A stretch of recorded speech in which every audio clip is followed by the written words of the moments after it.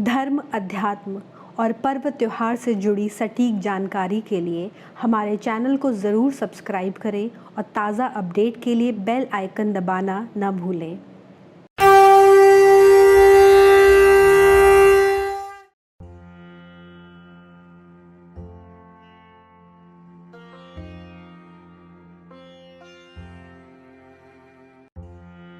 हिंदू धर्म में रमा एकादशी का बड़ा महात्म्य है।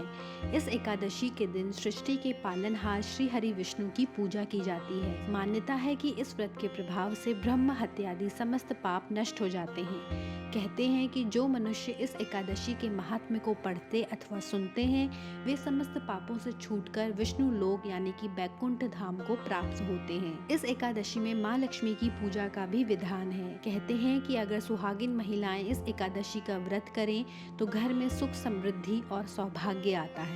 रमा एकादशी कब मनाई जाती है? हिंदू पंचांग के अनुसार कार्तिक माह की कृष्ण पक्ष एकादशी को रमा एकादशी कहते हैं। ये दीपावली से 3 दिन पहले और धनतेरस से 2 दिन पहले पड़ती है। ग्रेगोरियन कैलेंडर के अनुसार रमा एकादशी हर साल अक्टूबर या नवंबर के महीने में आती है। इस बार रमा एकादशी 11 नवंबर को है। रमा एकादशी की पूजा विधि। अगर आप रमा एकादशी का व्रत करना चाहते हैं तो दशमी यानी कि 1 दिन पहले से ही व्रत के नियमों का पालन करें। दशमी के दिन कांसे की थाली या बर्तन में जौ और चावल से बना भोजन ग्रहण करें और नमक न खाएं। दशमी को जमीन पर सोएं और ब्रह्मचर्य के नियमों का पालन करें। एकादशी के दिन सुबह सवेरे उठकर शौच से निवृत्त हो जाएं। अब स्नान कर स्वच्छ वस्त्र धारण करें। इसके बाद घर के मंदिर में आसन ग्रहण कर हाथ जोड़ें और मन ही मन व्रत का संकल्प लें।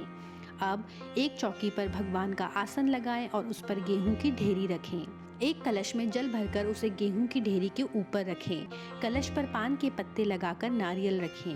अब श्री हरि विष्णु और माँ लक्ष्मी की मूर्ति या फोटो में गंगा जल छिड़कें। अब उन्हें वस्त्र अर्पित कर तिलक व अक्षत लगाएं। इसके बाद श्री हरि विष्णु और माँ लक्ष्मी को फूलों की माला पहनाएं। फिर उन्हें फूल, ऋतुफल और तुलसी दल अर्पित करें। अब धूप, दीप, गंध, पुष्प नैवेद्य से भगवान का पूजन करें। दिन भर उपवास रखें। शाम के समय विधि विधान से आरती उतारें और व्रत कथा पढ़ें या सुनें। अब विष्णु जी और माँ लक्ष्मी को भोग लगाएं और परिवार के सभी सदस्यों में प्रसाद वितरित करें। रात्रि में फलाहार ग्रहण करें। रात्रि जागरण कर भगवत भजन गाएं। अगले दिन यानी कि द्वादश को किसी ब्राह्मण को भोजन कराएं और यथाशक्ति दान देकर प्रणाम और विदा करें।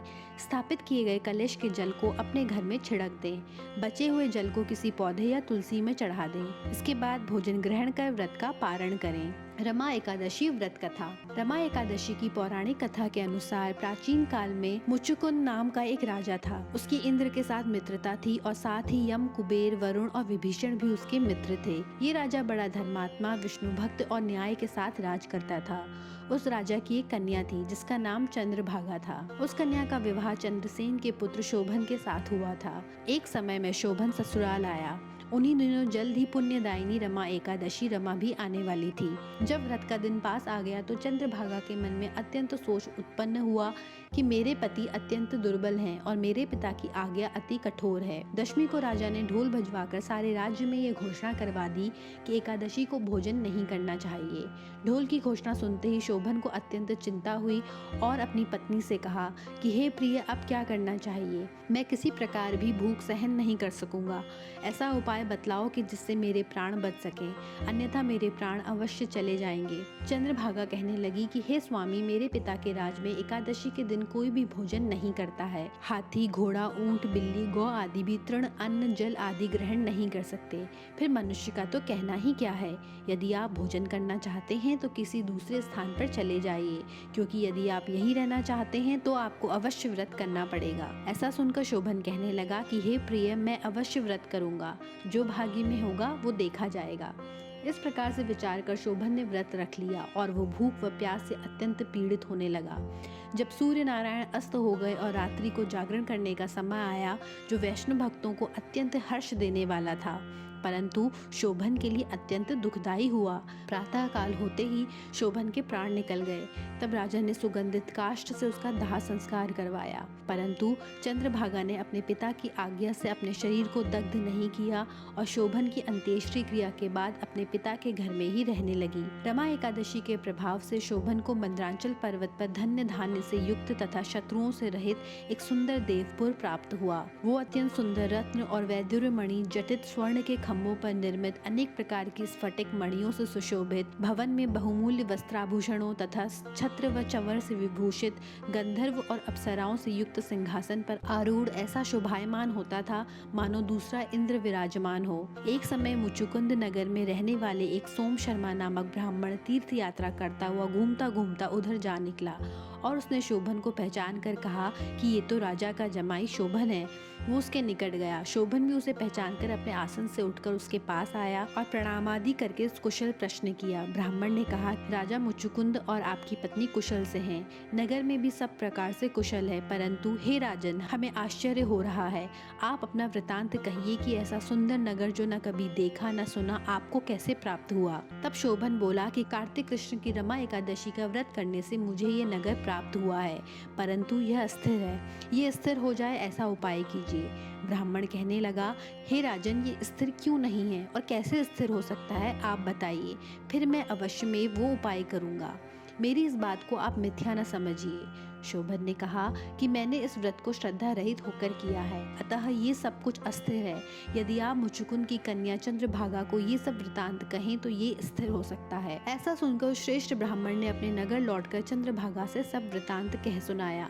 ब्राह्मण के वचन सुनकर चंद्रभागा बड़ी प्रसन्नता से ब्राह्मण से कहने लगी कि हे ब्राह्मण, ये सब बातें आपने प्रत्यक्ष देखी हैं या स्वप्न की बात कर रहे हैं।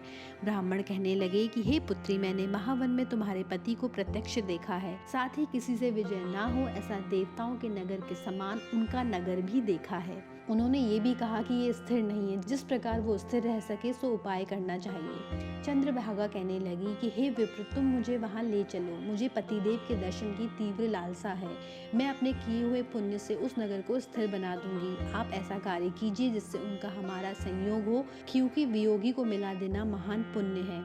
सोम शर्मा ये बात सुनकर चंद्रभागा को लेकर मंद्रांचल पर्वत के समीप वामदेव ऋषि के आश्रम पर गए। वामदेव जी ने सारी बात सुनकर वेद मंत्रों के उच्चारण से चंद्रभागा का अभिषेक कर दिया। तब ऋषि के मंत्र के प्रभाव और एकादशी के व्रत से चंद्रभागा का शरीर दिव्य हो गया और वो दिव्य गति को प्राप्त हुई। इसके बाद बड़ी प्रसन्नता के साथ अपने पति के निकट गई। अपनी प्रिय पत्नी को आते देखकर शोभन अति प्रसन्न हुआ और उसे बुलाकर अपनी बाईं तरफ बिठा लिया। इसके बाद बड़ी प्रसन्नता के साथ अपने पति के निकट गई। अपनी प्रिय पत्नी को आता देखकर शोभन अति प्रसन्न हुआ और उसे बुलाकर अपनी बाईं तरफ बिठा लिया। चंद्रभागा कहने लगी कि हे प्राणनाथ, आप मेरे पुण्य को ग्रहण कीजिए। अपने पिता के घर जब मैं 8 वर्ष की थी तब से विधि पूर्वक एकादशी के व्रत को श्रद्धा पूर्वक करती आ रही हूँ। इस पुण्य के प्रताप से आपका ये नगर स्थिर हो जाएगा तथा समस्त कर्मों से युक्त होकर प्रलय के अंत तक रहेगा। इस प्रकार चंद्रभागा दिव्य आभूषणों और वस्त्रों से सुसज्जित होकर अपने पति के साथ आनंद पूर्वक रहने लगी। रमा एकादशी की कथा समाप्त हुई। भगवान विष्णु आपका कल्याण करें। धर्म, अध्यात्म, व्रत, त्योहार और ज्योतिष के बारे में और अधिक जानकारी के लिए देखते रहें पूजापंडित.com।